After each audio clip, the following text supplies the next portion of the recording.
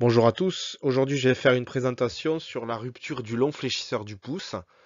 Pour illustrer, je vais parler de deux cas cliniques. Le premier cas clinique concerne une femme de 65 ans agressée au couteau, ayant bénéficié d'une chirurgie de réparation des fléchisseurs communs, superficiels et profonds des doigts longs.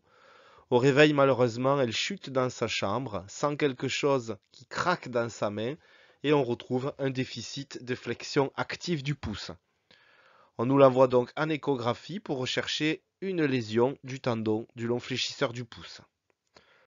On effectue une première coupe axiale au-dessus du canal carpien et on retrouve sur cette coupe ici le tendon du fléchisseur radial du carpe qui est à côté de l'artère radiale. En dessous du tendon du fléchisseur radial du carpe, on a la jonction myotendineuse du long fléchisseur du pouce qui se situe ici avec le tendon qui débute. Et ici, les dernières fibres sagittales du carré pronateur. À gauche, on a le radius et à droite, on a l'ulna. On continue en descendant progressivement.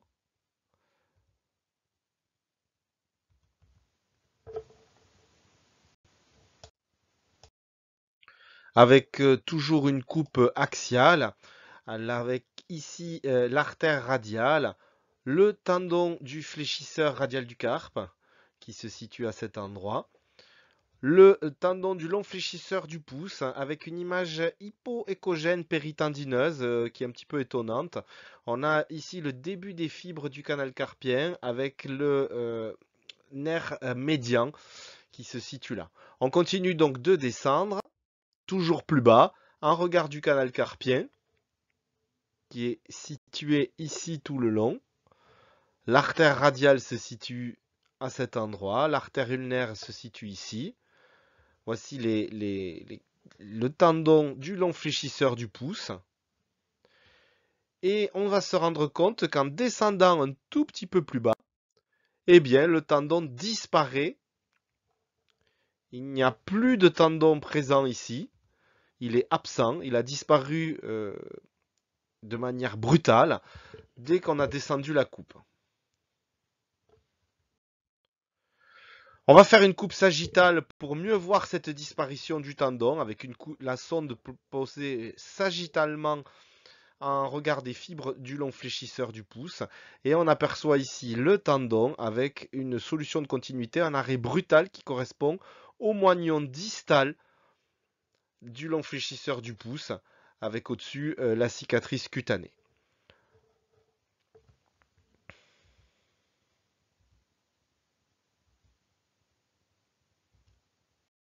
Pour que vous puissiez mieux visualiser en coupe axiale cette rupture du long fléchisseur du pouce, on va mettre en vidéo où on part du tiers inférieur de l'avant-bras en descendant jusqu'au canal carpien. Ici, on est au tiers inférieur du bras avec le radius, l'ulna, les fibres du carré pronateur, l'artère radiale, le tendon du fléchisseur radial du carpe et ici le tendon du long fléchisseur du pouce. Donc visualisez bien cette structure du long fléchisseur du pouce au fur et à mesure de la descente. Voilà le tendon qui est toujours visible, cette image hypoéchogène autour du tendon et la disparition brutale au canal carpien. On va remettre en vidéo, regardez bien, le tendon est visible, il est visible, hop, il disparaît très brutalement. Et donc cette disparition brutale ici, ben ça équivaut au moignon proximal de la rupture tendineuse. Le nerf médian, le tendon du long fléchisseur et qui disparaît brutalement. On va le remettre une dernière fois. Disparition brutale du tendon. Alors quand on a une rupture brutale comme ça d'un tendon, eh bien on va chercher la solution de continuité tendineuse, donc des signes directs de rupture, et puis on va également rechercher des signes indirects de rupture. Comment on va rechercher ces signes indirects de rupture? Eh bien on va se mettre au niveau proximal, soit sur du muscle, soit sur le tendon. On va faire des mouvements avec la main de flexion-extension de la dernière phalange du pouce et on va regarder si ces mouvements sont retrouvés sur les structures analysées se situant en amont de la rupture. Voilà, des mouvements de flexion-extension et vous voyez aucun mouvement du moignon proximal de ce long fléchisseur du pouce.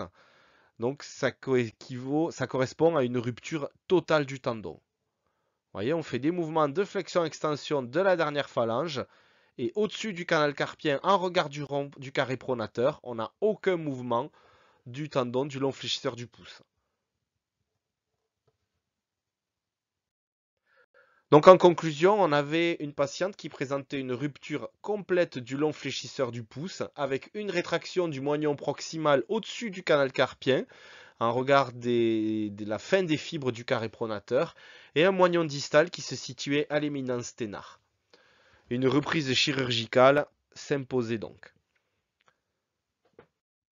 Le deuxième cas clinique concerne une patiente de 32 ans qui a été opérée d'une rupture du long fléchisseur du pouce en regard de P2. Elle vient pour un contrôle post-opératoire de cette rupture.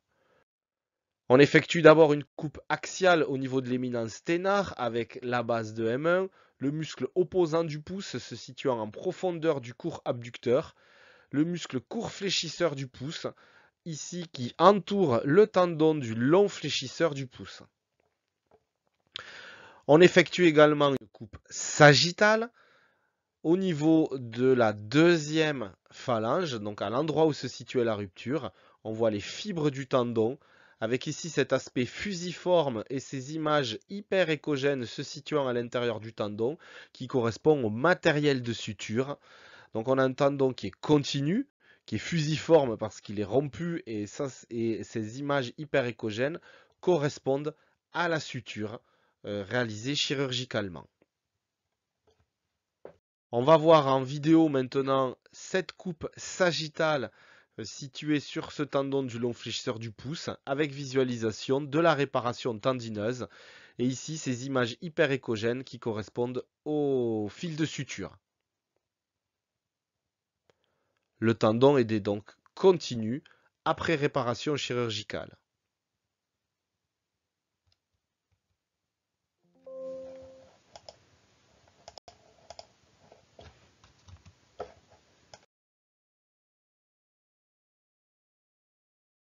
Comme je vous l'ai dit précédemment, il faut toujours, en plus de cette échographie statique à la recherche d'une solution de continuité pouvant évoquer une rupture, il faut toujours faire des coupes dynamiques, que ce soit en sagittal dans l'axe des fibres du tendon ou en axial en regard du muscle situé en amont de la rupture. Donc là, on a une coupe en sagittal. Et on voit que les mouvements de la dernière phalange du pouce sont retransmis au tendon. La mobilité du tendon tout le long du tendon jusqu'à la jonction myotendineuse est bien visualisée. Ici, on fait une coupe dynamique au niveau du corps musculaire avec une coupe axiale se situant au tiers moyen de l'avant-bras sur l'insertion du long fléchisseur du pouce au niveau du radius. On a ici tout le muscle long fléchisseur du pouce. On va faire des mouvements de flexion-extension de la dernière phalange et on va voir si le muscle long fléchisseur du pouce se mobilise. S'il y a une mobilisation du long fléchisseur du pouce à cet endroit alors que la rupture se situait sur la deuxième phalange, eh bien cela veut dire qu'il y a une continuité du tendon. C'est un signe indirect montrant que le tendon est continu et non rompu. La mobilisation de l'interphalangienne qui retrouve les mobilisations du muscle long fléchisseur du pouce. Donc vous l'aurez compris qu'il est très important de penser à regarder en amont et en aval de la cicatrice des lésions cutanées, parce qu'on peut avoir des rétractions des moignons tendineux. La rupture ne se situe pas forcément au niveau de la cicatrice cutanée, et ça vous l'aurez compris très facilement. On effectue à la fois des coupes axiales et sagittales, et il faut toujours penser à réaliser une échographie dynamique où on va rechercher aussi bien en regard du tendon que des muscles, des solutions de continuité ou une absence de mouvement quand on fait une coupe axiale sur le muscle, montrant une continuité du tendon. Donc ça, c'est très important de connaître les insertions proximales musculaires à retrouver. Et comme ça, vous pouvez faire des mouvements de flexion-extension au niveau des doigts et vous regardez vraiment en amont sur le muscle si celui-ci se mobilise, ce qui correspond à une continuité entre le tendon et le muscle.